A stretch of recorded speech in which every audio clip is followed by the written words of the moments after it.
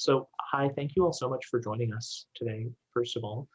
Um, this is the cognitive secret of hacking success, a strengths-based approach to improved outcomes. And we have Mindprint here. Nancy Weinstein and Neil Seltzer are going to be um, our guest hosts today, talking about Mindprint Learning and the Mindprint assessment. And then we'll be sort of framing this conversation around test prep, around what students can do, how they can use their own cognitive strengths. Of course, Mindprint is called Mindprint because everyone's cognitive strengths are different and everyone has their own strengths and areas of weakness. And so really learning how to tie into those strengths and how to play to those strengths can make things so much easier. So as I mentioned, I've got Nancy Weinstein here. She's going to introduce herself. She's the founder and CEO of Mindprint, and she'll, as I said, introduce herself in just a moment. Neil Seltzer is also with us. He is the test prep director of Mindprint. Neil, would you like to say a few words about yourself, or would you like me to wax eloquent about you? Well, let's jump into the content because I think that's what everyone's here for. But I'm happy to jump in as questions come up. Sounds wonderful. Nancy, take it away. Great. So thank you for A-List and Dory for having us here today. Again, my name is Nancy Weinstein. I am the founder of Mindprint. And when I click, I'm hoping my slides will advance. So a little bit about me, so you know who's in front of you right now. I was a bioengineering undergrad. I worked a couple of years on Wall Street at Goldman Sachs in their private equity group.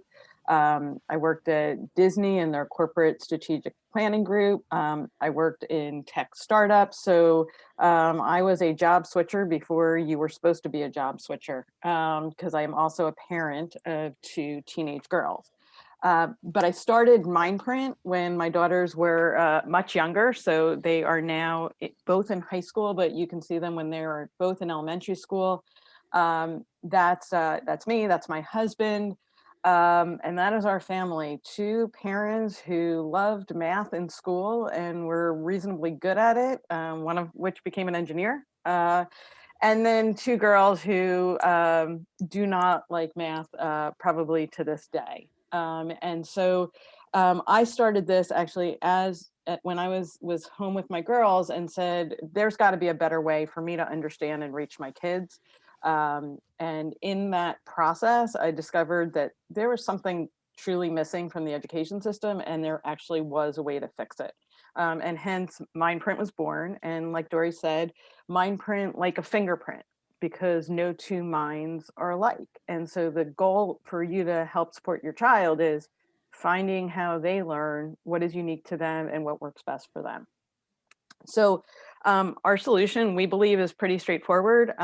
We do start with an assessment. It's only an hour. I'll tell you a little bit more about it, but it is 1 hour and it might be the most valuable hour of your child's life. I mean, we have actually heard parents say that again and again, and their only regret is that they didn't do it sooner.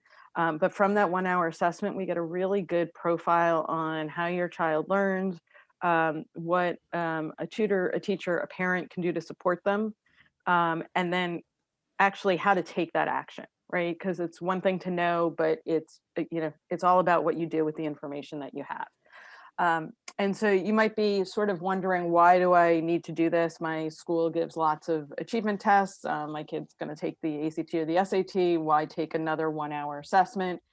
And what I will tell you is, if your child is in any way not sort of learning the content, developing the skills, doing as well as you or he or she might like to do on their SATs, is not engaged in school, is difficult, doesn't want to do homework, I can almost guarantee that it is one of the areas of skills that we measure that is very likely interfering with their success. And once you understand it, you can address it. If you don't understand it, you don't know how to address it. So we measure 4 broad areas of skills. So reasoning, how your student understands and takes in information; memory, how efficiently they remember. So it's one thing to understand. It's a totally different skill set to remember what you understood, unless you know how to link the two together very consciously. Your speed and efficiency. So you might have a student that understands everything, does great on class tests, and they are actually not the sort of really quick student that you need to be to basically ace the ACT, and the SAT might be a better test for them. Conversely, they might be really, really quick, get information really fast, might not get the most nuanced problems, and the ACT might be better. Understanding that is going to make a world of difference for your student. And then finally, executive functions, which you've probably heard people talking about, probably aren't exactly sure what they are. We can help you understand that and make sure that if your student is struggling in those skills, that you know how to address them, right? And some of the fixes are actually easy fixes. Some are harder, but some are quick fixes, like taking more regularly scheduled breaks and not avoiding breaks because you think they're never going to go back to their homework once they take a break. The skills that we are going to talk about, I'm going to give you some specific examples. They are direct connection to lifelong success. So not only, understanding these skills will help your child when they're in elementary school, it will help them when they are in high school, it will help them when they are in college, and it will help them in career. They are sort of fundamental to who you are, just like your sort of somewhat God-given traits around height, weight, looks. That's your cognition.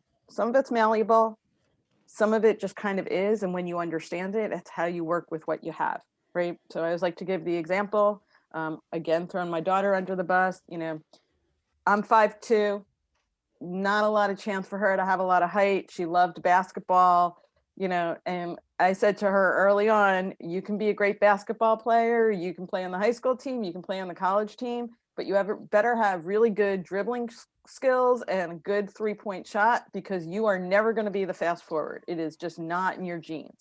So you can do it, but you need to find your way to do it that works best for you.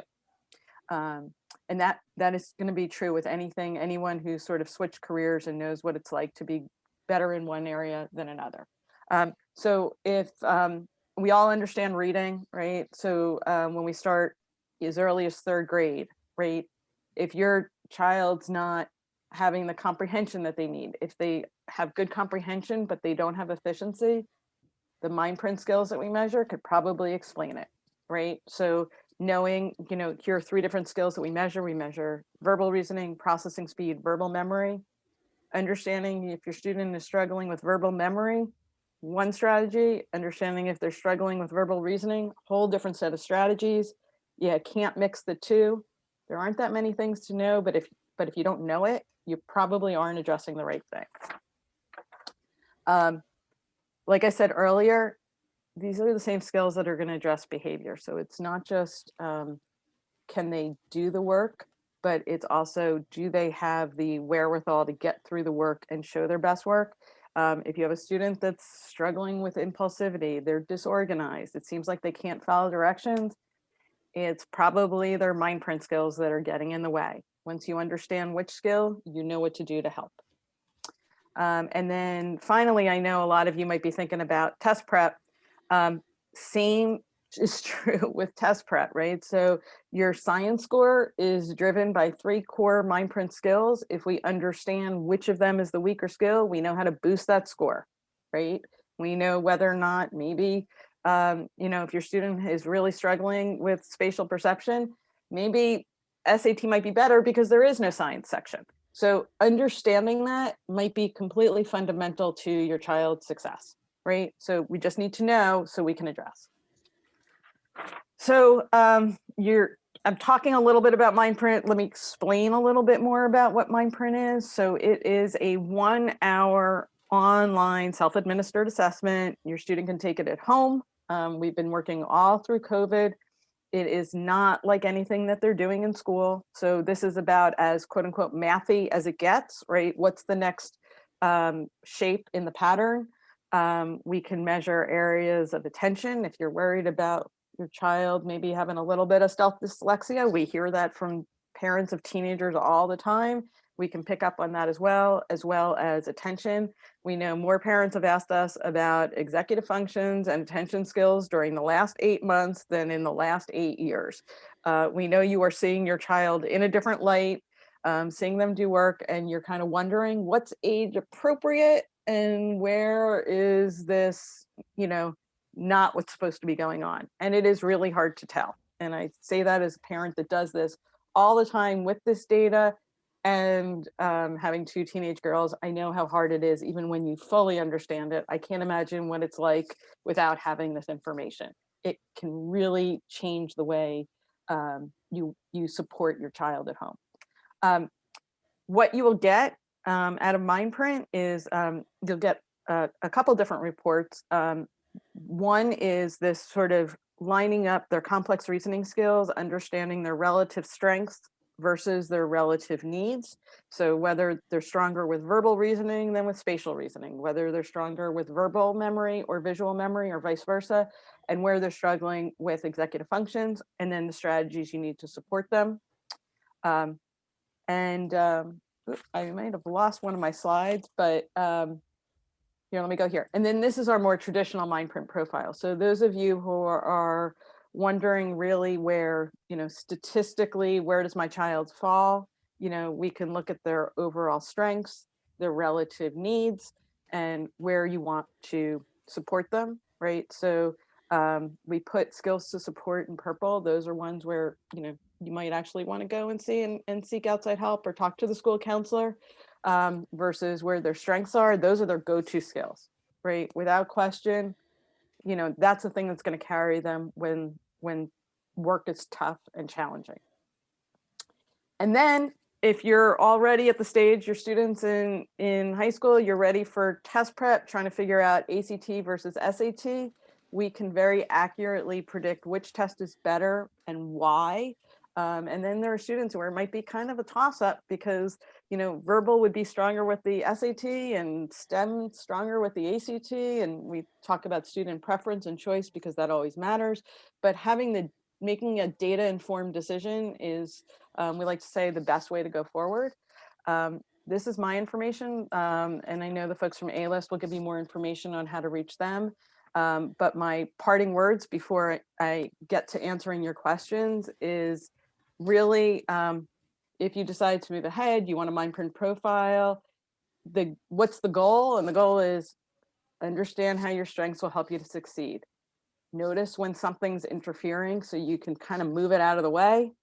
Use strategies when you're not having the success that you want. We will give you all those strategies once we know where the source of struggle is, and enjoy the journey. Like, this is your child's journey. You're there to support them and help them do the best that they can be. Nobody has it easy. Everybody's got relative strengths. Everybody's got relative blockers. Got to go with it. That's it for today, at least, until I can answer all your questions. So Nancy, so far I haven't seen questions from the group, but I have a lot of questions, and I just want to mention to everyone who is just joining us now, to all of our attendees, we are giving away Mindprint profiles to all of your students. So this is something that, reach out to us at the end of this. You can have your kids take Mindprint. I took it myself. I found it extremely interesting and a really useful just glimpse into my own cognitive strengths and weaknesses.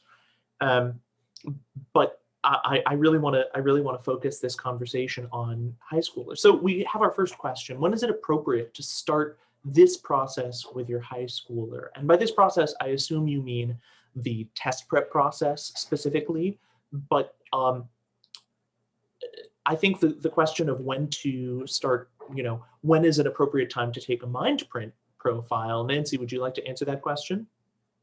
It is always an appropriate time to take Mindprint, and we always encourage sooner rather than later. We start at age 8, and the reason is that you kind of don't know what you don't know. It can't hurt to have the data, and it can always help. So, and it's always good to know before the struggle happens, because I can promise you, as a parent of 2, as an observer of tens of thousands of students, everybody hits a struggle at some point. No one's immune. And having the data before the struggle happens is incredibly helpful. Awesome. And I know, Nancy, that the Mindprint tests are normed by age. It's normed from ages 8 through 18. Is that right? Actually, all the way through college. So All the way through 8 college. through 21. So we work with a lot of college students, and that's an increasingly big number, because as students go to remote learning, their strengths and needs in these skills actually are accentuated, and developing that self-awareness so that they're able to get through the work independently has made an enormous difference. So in terms of taking the Mindprint and getting that information, it sounds to me like it's appropriate to take the test anytime. Your Mindprint profile doesn't change over time, does it?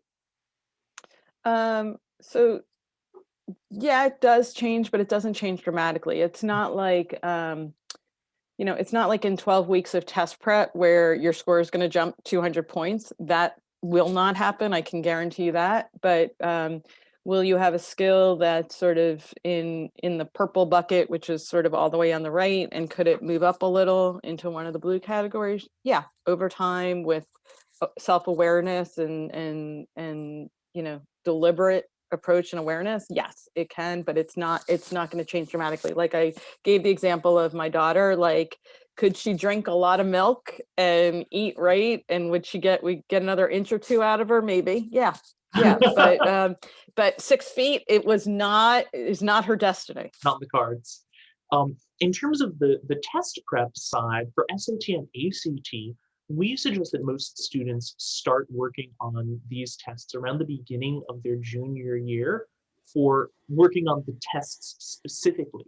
But in terms of thinking about the academic skills that students are working on, that students really want to master, I will say, and Neil and Nancy, you might have had different experiences, but in my experience, the strongest correlation between academic skills and students having a really easy time on this test is quantity and quality of student reading. The students that read a lot and read fluently and read actively tend to do really, really well on the SAT and ACT much more easily than students that don't read as much. So if you've got a kid in 8th grade, I do not suggest trying to prep for the SAT and ACT. I do suggest taking Mindprint, and I do suggest doing everything you can to encourage reading, encourage active reading, and encourage leisure and pleasure reading.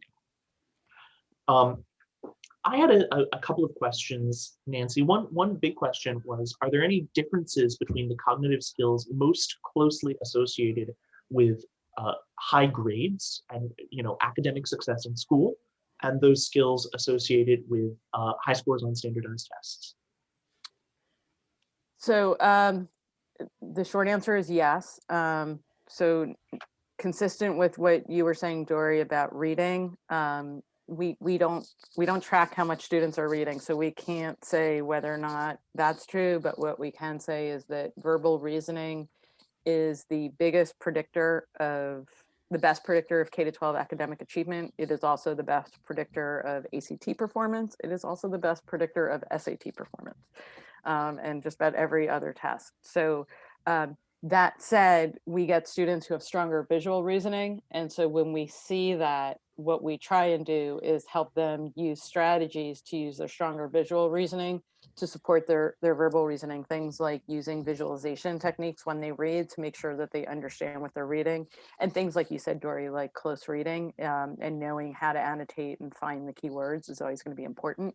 But there's a method to doing that when you know that the student's visual reasoning skills are stronger than their verbal reasoning versus the other way around. If I could jump in there, I draw a distinction between the cognitive skills as measured by Mindprint and the strategies that students use and that we teach students to use in order to support them through their academic journey. So while there is less plasticity in the skills themselves, that doesn't mean that you can't bring a host of strategies to the table to support students across all of those skills.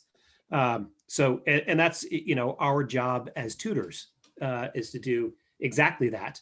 And the other thing I wanted to point out is that the Mindprint skills are independent of an academic subject. So the strategies for supporting your learner are applicable both for test prep and for academic throughout, and are going to come into play in all sorts of venues.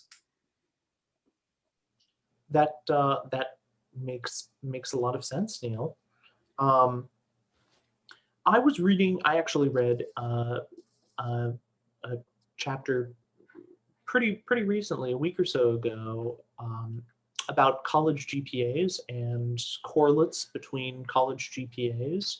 And one thing that I found really interesting was that the highest correlate, it was a meta-analysis. So this team looked at something like 400 different studies and then found 50 different correlates for college GPAs.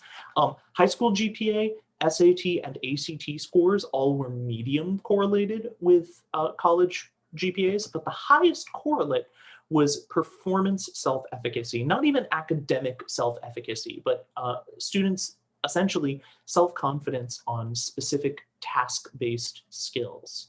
How does that kind of self-efficacy tie in with Mindprint skills? So I wasn't expecting that question, but I'm glad you asked it because. Sorry, Nancy. No, it's a great question. So there's a lot to be said about that. We've done some of our own studies as well on that topic. So but the point about self-awareness is key in self-efficacy, and it's actually particularly true for students who struggle, who might have learning challenges. Without question, when you look, like, it's huge swing for those students. And what Mindprint does is it creates a level of self-awareness. And so what you might also see it called is metacognition. So thinking about your thinking and being aware. So I'll go back to the same example where we know verbal reasoning, high correlate of K-12 academic performance, but we might have a student that has much stronger visual reasoning. If that student with stronger visual reasoning is aware of that, is aware when they're reading and thinks about using visualization, they will do far better than, or have the capability of doing far better beyond what sort of a normal prediction would be given their verbal reasoning. So that makes perfect sense. A lot around self-awareness and self-efficacy has to do with executive functions. So we are actually moving into a place where we will ask students about their we'll sort of measure their self-awareness and where they think they are, and actually compare it to where they actually are. And so with that, if you don't understand it or aren't aware of it, you can't address it. And so that makes perfect sense. And we are all about, so this is with this report where we would suggest that tutors, and you're talking about just study skills and self-efficacy away from test prep, having a very sort of open conversation with the student where your verbal reasoning is stronger than your visual reasoning. Here are the strategies you're going to use. Your visual memory is stronger than your verbal memory. Here, what strategies are you going to need to use when you need to memorize a lot of information, right? You got to use that stronger visual memory. This is actually a real example, and it's worth noting how a student can be stronger with verbal reasoning than with visual reasoning, and stronger with visual memory than with verbal memory. So when you think about it, nobody's really a visual learner, nobody's a verbal learner. We're all different and unique, and you need to know what strategy to use in the specific circumstance to get you through. Related to that, Dory, one thing that's really struck me over the years, just from straight observation, is how frequently what looks like a behavioral issue is really a cognitive issue. When I'm working with younger kids and I see them sliding out of their chair and looks like they're not paying attention, and the tendency is to say, sit up and pay attention, right? Either as a parent or as a tutor. And it may be that the kid's just not paying attention and like missed his snack. But it also may be a cognitive weakness that is revealing itself at that point. And that's where knowing the answer to that question, is it just simply a behavioral thing, or is there cognitive underpinning to it, totally changes your response to that student in that moment. Right. That makes a lot of sense. Speaking of parents observing their kids and seeing what's going on in online learning, I know that you over at Mindprint have seen, some big changes recently over the past couple of months in terms of how people are using their Mindprint profiles in order to optimize their learning at home. What skills, as cognitive scientists, what skills are most helpful during online learning? So how can students who have those specific strengths really play to those strengths when they're learning from home? So it's complicated because it really does depend on the context, the subject, the age of the student. There is no one easy answer, but if you have your student's Mindprint profile and they're working with, experts over at A-List or, at Mindprint, we can quite easily walk a parent through that, or, similarly, if they have their Mindprint profile. In general, like the first thing without any other information is always sort of going to organization skills, right? You just simply need to have better organization skills when you are not in a building where when the bell rings, somebody almost the natural flow to lift you up out of your seat and go to the next class actually doesn't happen in online learning. Like nobody's going and clicking into the next room for you. And you would be surprised, students with weaker attention or short-term memory, like you see up here, like they actually might not click.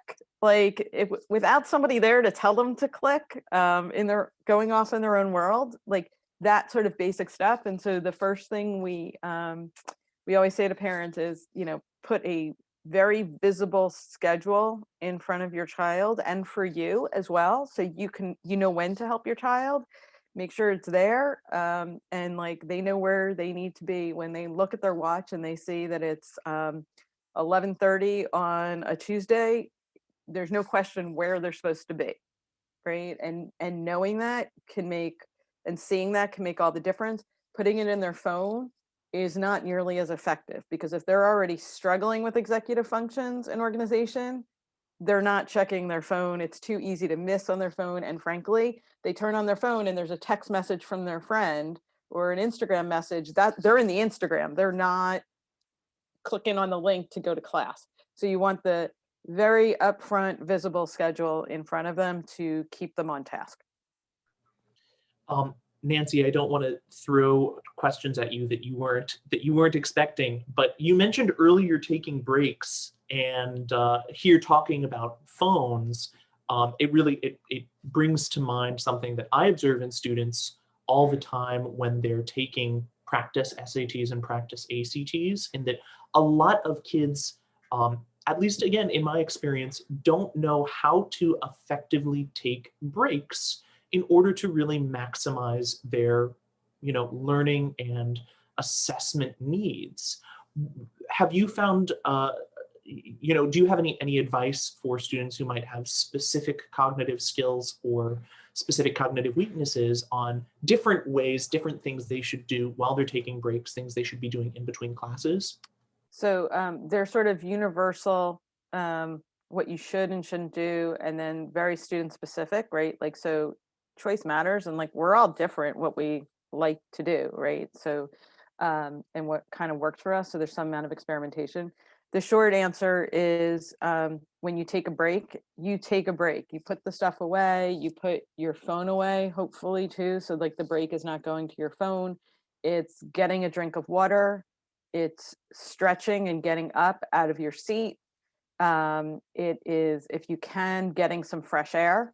And it's taking a 5-minute break. And so, test prep is actually very specific in the types of and the length of breaks that you can take. But if you have a teenager who is struggling with attention or working memory, we recommend a break, actually 5 minutes after 20 to 25 minutes of work. For typical kids who are not struggling with attention at all, we recommend a 5-minute break after 55 minutes of work. And one approach, what we find is that the biggest fear, and I will use the word fear, that parents have is that if they allow their child who struggles with attention to get up and take a break, that child will never come and sit back down and return to work. And so they try and force them to, so they don't allow the break. And then really it's just that's a slippery slope. So I'll give one sort of one suggestion, which would be they take the break. Everybody sort of knows the timing and when they're going to take a break, but the student prepares what they will do when they come back for the break before they leave for the break. So the incentive to take the break is I'm going to get ready and I know what I'm going to do when I sit back down and the desk is clean and I know which subject I'm going to dig into. And then we don't have all that craziness when they sit back down to do their work, that they need to sharpen the pencil and get a glass of water and find the textbook that they didn't know that they needed to do this assignment. So let me recommend that. And Neil might have suggestions specifically on the test prep side on breaks. I do find that on the real test, students rarely take advantage of the break to the extent that they should. It is a lot easier to take 2 2-hour tests than 1 4-hour test. And when those breaks come, literally getting out of your seat, leaving the testing room, walking down the hall, doing some jumping jacks, reoxygenate your brain, splash water on your face, make it as though when you sit back down, it's as if you're sitting down for the first time. Oftentimes, students want to just get it over with, or they'll sort of like slump in their chair and just wait for the break to be over because they're bored, and that just makes it into a much longer test. On that note, I have the exact same experience with the students that we tutor and the students that we work with. I know that a lot of kids sort of think about their breaks during tests as like, oh, I'm going to marshal my strength, so I'll just like slouch down in my chair and look at my phone for these 5 minutes, for these 10 minutes. And I think, and I consistently tell students that that's the exact opposite of what they should be doing. But it seems like Mindprint can really help students, not just, even if adults are telling them that, there's a cognitive scientific basis behind, like, hey, look, here are your strengths maybe, but nobody has perfect attention. Nobody has perfect short-term memory, and really seeing like where you fall within short-term memory, for example, within pacing, within attention, within all of these executive functioning skills, I think it can help students more deeply understand and even, come to terms with things that they need to work on and ways that they need to change their behaviors. A little bit of self-awareness can be wonderfully powerful. Telling someone, hey, don't forget to take your break. Maybe it happens, maybe it doesn't happen, but giving them the self-awareness of who they are as a learner and why that's important helps them to incorporate it into their workflow and all of the things that they do, and helps make that advice make sense and therefore be far more willing to be followed. And I will agree with all of that. There is something about objective data that is very different than a parent telling you. And also make sure that we highlight the flip side. So it's one thing for a parent to tell their child, you're really bright, you can do this. Actually seeing objective data that says, yes, statistically, you are capable of knocking this out of the park. That doesn't mean you still have to put in the work, but you are there, right? So the idea of imposter syndrome is very real, where, anxiety, feeling like you're not as strong as you are. There's lots of data on that. Having objective data can really be motivational for a student and give them the self-confidence that they need to do their best. This is also really true in test prep, when there's often a question of, do I keep pushing or do I take my foot off the gas? Or at the end of the process, knowing what have they done? Like, should I put another 10, 12, 15 hours of tutoring into this and take the test again? Or am I at that point of diminishing returns, and should I be focusing on my extracurriculars and my grades, because they're super important, or get started on my essay, and time to put the test behind us? That's one of those things that we used to try to answer based on intuition that is now actually measurable and knowable, and therefore we can use it. I've got some questions about, you know, maybe study plans and how a study plan might be different. And of course, you know, Nancy, the recurring theme today, and it's a good theme and it's a really valuable theme, but the recurring theme today has been everybody's different. Everybody has different strengths. Everybody has different weaknesses. And, you know, what the science really does show is there is no one size fits all approach for academics. There's no one size fits all approach for test prep. I mean, I gave the advice earlier of reading as much as possible, which I still think is good advice for pretty much everyone.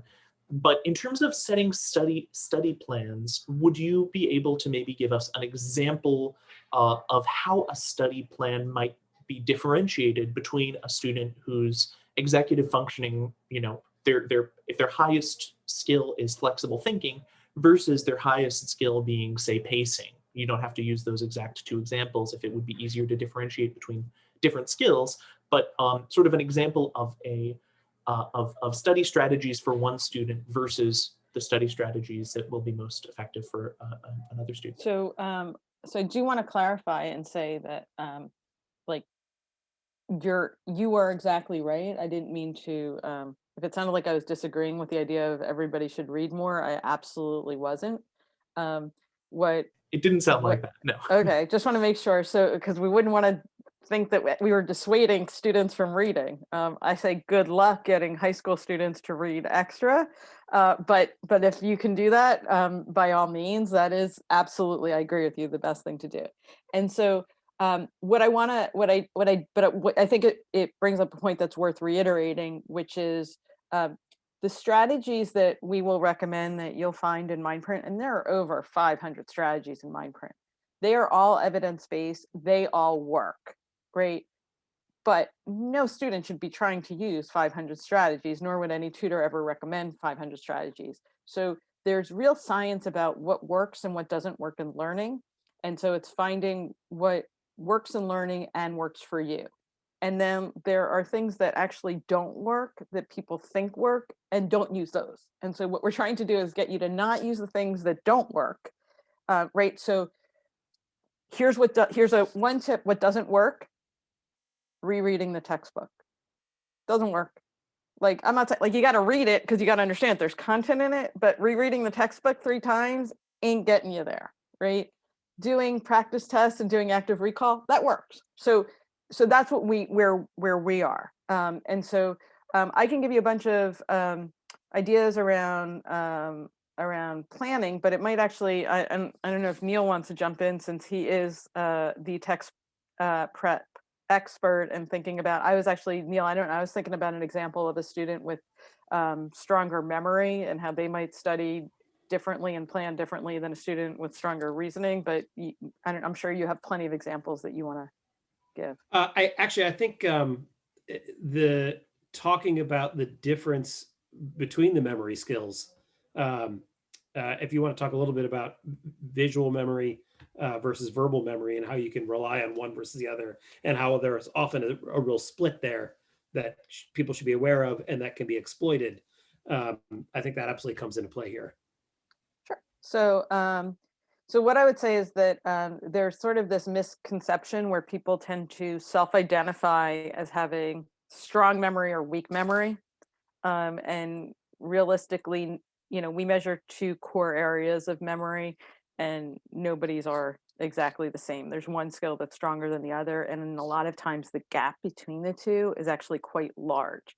And so knowing which your stronger memory skill is going to make memorization a whole lot more efficient. So in this case, we're looking at a student here with stronger visual memory than verbal memory.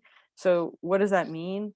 That means if we discover that there are gaps in factual knowledge, we want to study those gaps, but we want to do it with maybe flashcards with pictures.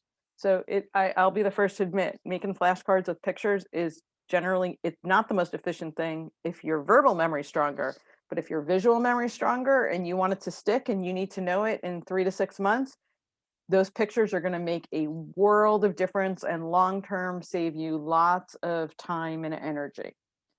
Conversely, if your verbal memory is stronger than your visual memory, you don't want to look at a shape or a picture and sit there and stare at it and try and memorize it again and again. Like, that's painful for you, right? And you might not realize that it's painful because you have a good verbal memory, so it feels like you remember everything, so you think you should do it that way.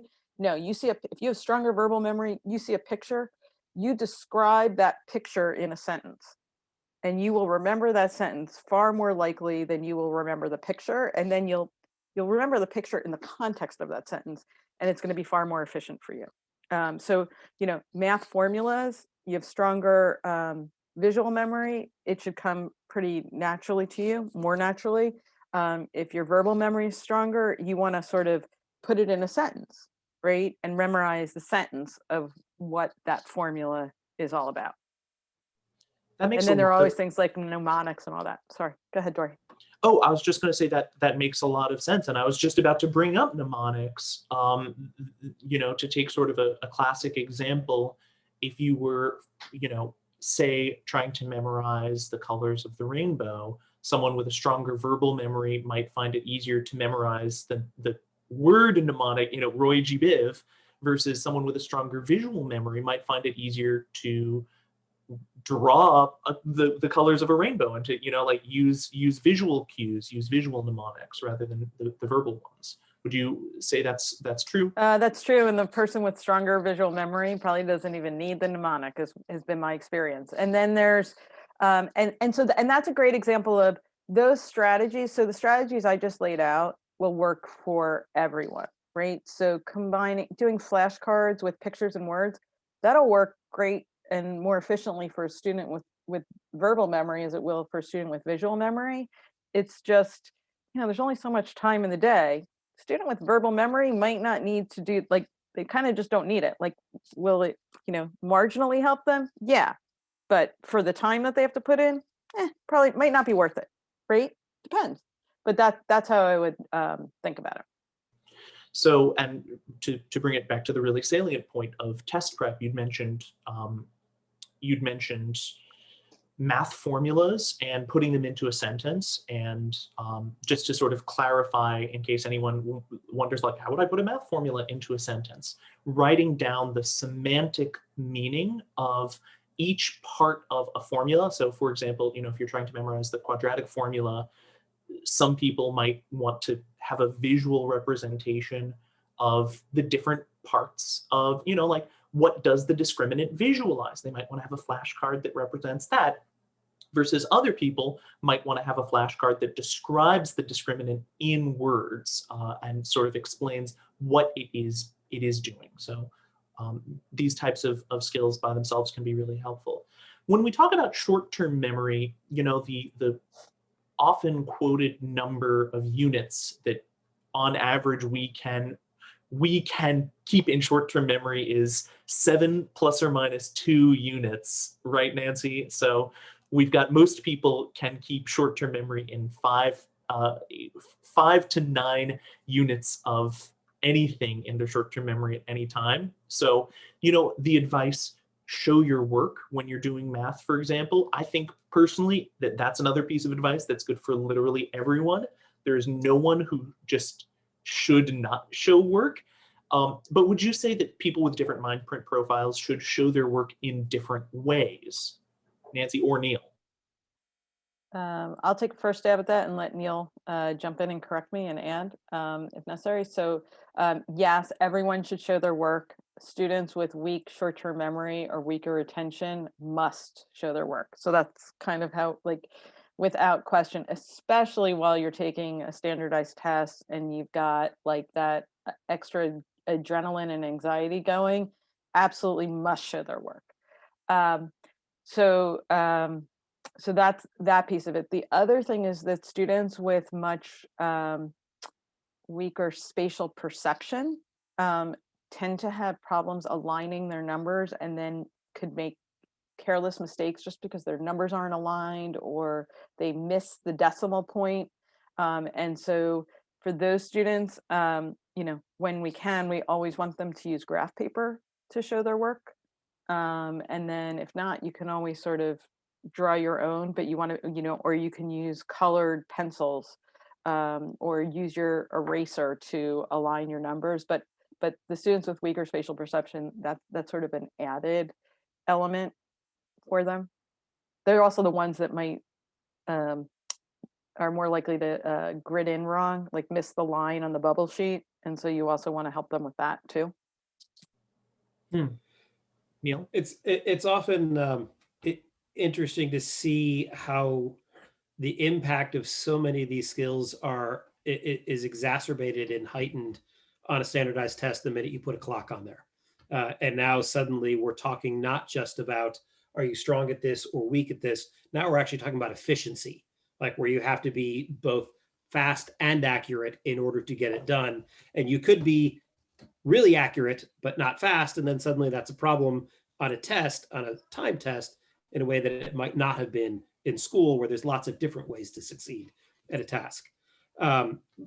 When it comes to something like showing work, this is one of those places where the strategies I want to employ and suggest and turn into habits as a tutor are going to differ depending on the student I'm working with. So, you know, on reading comp, there is this gap between when you're done reading the passage and you start working your way through the questions, and lots of times that information will disappear in the interim. Students who have that efficient verbal reasoning and that strong verbal memory are able to keep that information in their head and bring it to bear when answering a question. Whereas the students with the weaker attention or the weaker verbal memory who don't, I want those students to spend more time annotating the passage and underlining key things.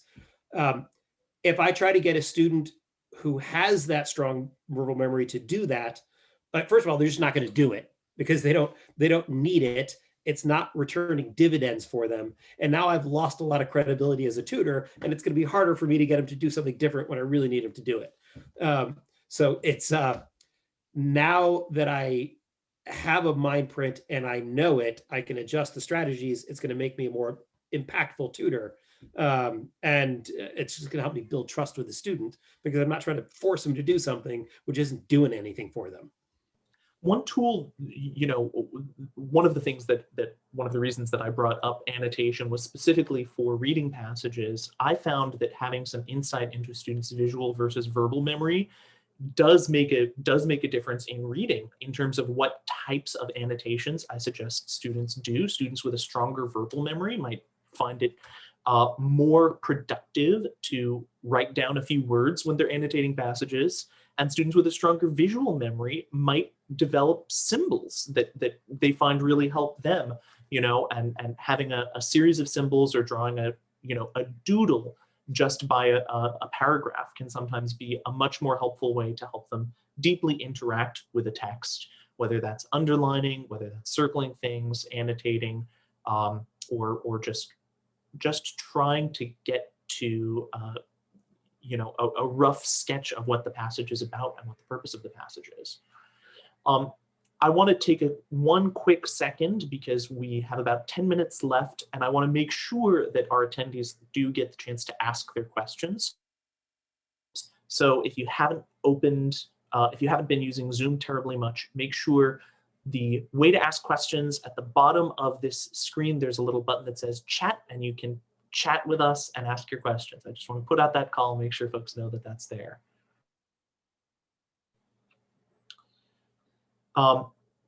Let's talk a little bit about complex reasoning. We've been talking a lot about memory. We've been talking a lot about executive functioning. Could you Nancy maybe talk a little bit about the differences between verbal and nonverbal reasoning and spatial reasoning, and then Neil, sort of how that applies to test prep? Sure. So let me actually, I have a slide on that. Let's go. All right. Oh, wrong one. There we go. So, really sort of simply, like it's how you understand things, right? So world is complicated around us, how we make sense of it. Some people make sense, really the best sense when they listen, read, and they get it.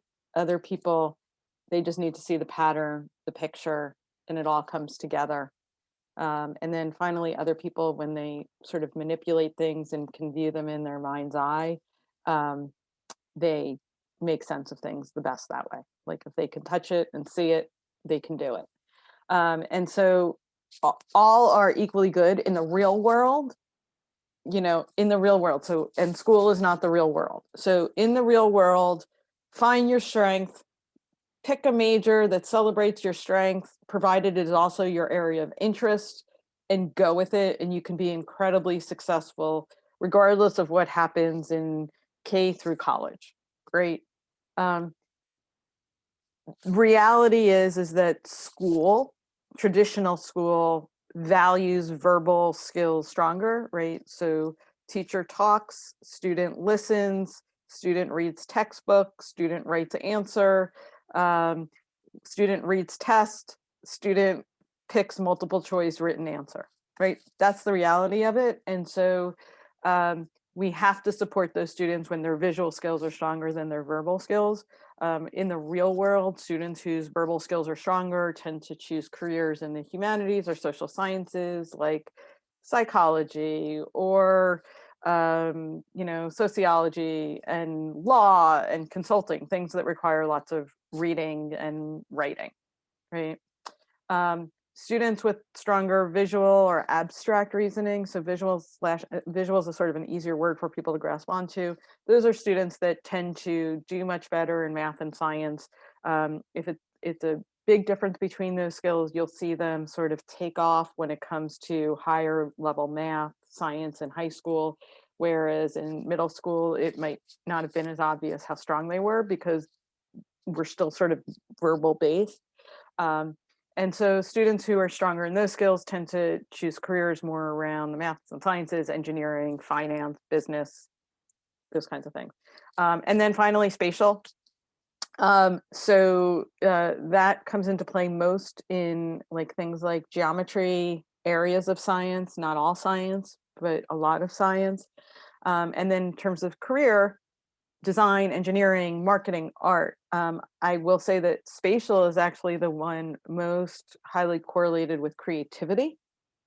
But we know that, schools sometimes can be a little bit more cookie cutter and don't reward that creativity. And so sometimes our students with their strongest spatial perception end up enjoying school not as much because their strengths aren't celebrated and they don't have the opportunity to explore them. But we see schools doing better all the time with project-based learning and giving those students the opportunity. So that's my general. I don't know, Neil might want to dig into test prep a little bit more specifically. Yeah, so there are certainly the tools in the toolbox that we're going to reach into and pull out should be determined by students' relative strengths and weaknesses. So whether we want them articulating what's going on or using visual flashcards, for example, in terms of things that have come up already. The other place this tends to play out is time management on test day, and knowing whether or not we have a student who should be going after every single question, or whether we've got a student who should be going through and picking out the questions that they have the greatest chance of getting it right and getting those done first, and then and only then spending time on the questions that are less likely to yield points for them. And knowing what their likely scoring range is coming in, we're going to try to get them where we're going to try to get them. But that's definitely going to change your path through a section and the question selection, again, because we're dealing with a time test. We got to use that time in the way that it is most likely to yield points.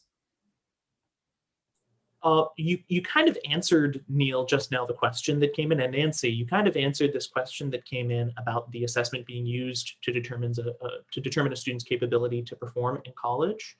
And it's that your strengths are going to impact where, what you maybe will find easiest to study and what you'll be most drawn to, and where you'll be most capable of success. But I did want to clarify that if you take a Mindprint test, that's not, shared with colleges. That's completely 100% confidential. It's not something that colleges are going to see and say like, oh, this kid did well on spatial reasoning, I'm going to let him or her in. The point that what you are talking about right now just sort of brought up to me is, especially with online learning, those students who maybe have the strongest verbal complex reasoning skills might find online learning easier than those students for whom spatial reasoning is their strength. Are you finding that there are interventions that you think are most helpful for students, who really need to be interacting with things in order to understand them best?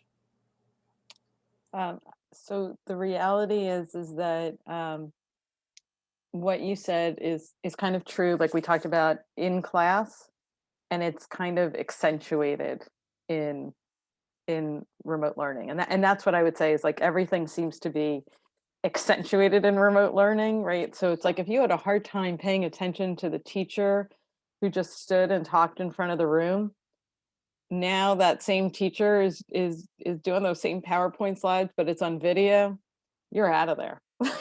Like there's, and yet the students who somehow managed to pay attention when the teacher was on the video, like when the teacher was standing in front of the room and droning on, they're still paying attention. So now the gap is just widened.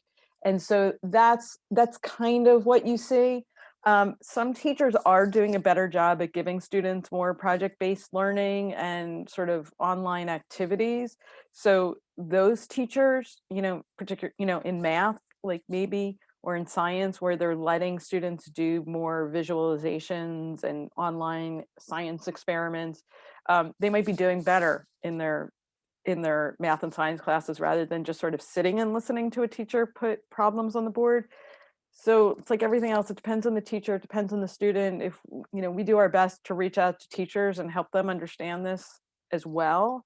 I do want to say, like, our teachers if you're in a regular K-12 school, like if you're, not in an online school, they did not sign up for teaching remotely, right? Like they were given it it was given to them the same way that it was given to students and to parents. And they are not, it's really hard for them because teaching remotely is somewhat of a different skill set. And so I would just say they're trying, most teachers are really trying hard, and we're trying to help them as well, and just sort of be patient. And if you have a child with strong spatial reasoning and you discover that in this process, talk to the teacher, right? Like that's what this gives you an opportunity to do. Like, I understand what my child needs now. Can you help me? Right? Like, what can we do that will work better, because what we're doing now isn't working. And I think that teachers with objective data will in general really try and help. And it's when you just say it's not working, well, they don't have the solution, because they don't have this information either on your child. So you should feel, if you do get a Mindprint profile, really comfortable going and talking to the teacher about it and having a conversation. I will say, on a related note, I haven't seen any data or evidence overall cumulatively that says that online tutoring is necessarily better or worse than in-person tutoring. It's certainly a different modality, and there are skills to learn there as a tutor to make it effective. But when it comes to one-on-one, it's all about differentiating your instruction based on the needs of the student And that's exactly what a good tutor should be doing, whether they're sitting next to you at the kitchen table or across from you on a Zoom link. But it's, that's one case where I don't think the online is necessarily determinative as being better or worse. Thank you for mentioning that, because yeah, I was thinking, like, I'm talking about in the context where, you have 25 kids in the room and you can only see 4 faces at a time. Like, that's really hard for a teacher. Or, yeah, you can do breakout groups, but in the classroom, when there are breakout groups, they can see what's going on in all the breakout groups. They can't do that in online. So excellent point, and true. Like, it is, once you're one-on-one, whole different story. And the only thing that I would say is just make sure you can, when your student's working with the tutor, make sure that the tutor is actually seeing the students work in their notes, because other than that, all exactly the same. The problem is that the tutor might see the student's hand moving so that they think that the student's taking notes and the student's not taking notes. And I say that from personal experience. So that's the only thing, and that's, and the tutors are learning it, but that connection, being able to look into a student's eyes, like, you're getting that online. And in fact, a lot of students, I think, are more relaxed and they're not rushing from place to place in online. Like, on my bed and I'm more relaxed. And in some ways they're doing much better with online tutoring than they ever were in in-person tutoring. Just to reinforce that a little bit, I know we're almost out of time. If, to the extent that you are doing online learning, we need to, as tutors, take advantage of all of the benefits that one-on-one instruction bring, which is specifically to differentiate based on the needs of the student and be smart about how we do that. If you're doing one-on-one, but you're approaching every student the same way, you might as well be getting it from an asynchronous CD-ROM or something. So it's we want. Was that CD-ROM comment intentionally dated to go with asynchronous? There you go. CD-ROM, Neil. I knew that was going to. I couldn't let it go. It's the record player. Don't turn on your record player. Don't. The point remains. We want the tutors to be informed and equipped to take advantage of all of the things that can make one-on-one instruction so incredible. And that means knowing what the student needs and responding accordingly. We've gone over a little bit, but this has been so wonderful. Neil, Nancy, thank you both so much for joining us. I wanted to make sure all of our attendees know that we're sending out a Mindprint link to each attendee after the webinar, so you should look for it by the end of the day. If you haven't gotten it, please email us at info@alisteducation.com, along with any other questions, concerns, remarks that you have. Any final closing words of wisdom? Thank you again so much, Nancy and Neil. Oh, final words of wisdom. Keep laughing. Like, if you're not going to be laughing, you're going to be like, just, never laughing at, always laughing with, but find the humor in it, and just, you're going to hit roadblocks. But nobody has no cognitive strengths. I just want to say, like, I'm hoping this is the case, Nancy, and that you're not going to say, like, you saw some kid that has 0 cognitive strengths across the board. Like, everyone has their cognitive strengths, and it's really a matter of learning to play to those, right? So I'd say, every student, I got to go the right way. Where am I going? Wrong way, wrong. Ah! All right. What I was going to say is, going back to that profile, everybody has relative strengths and relative needs. It's about where yours are and how you make the most of them. And you know what? The research is actually pretty clear that some of the kids with the largest absolute strengths stumble the most. So it's all about who you are, what you make the most of what you have. Thank you, Nancy. You can be 5'2" and play basketball. Those are my parting words. Spud web and CD-ROMs make great coasters. Thank you all so much for attending. And again, please don't hesitate to reach out if you've got questions or concerns or want to follow up. And I look forward to reviewing everyone's Mindprint profiles. Thank you. Thank you.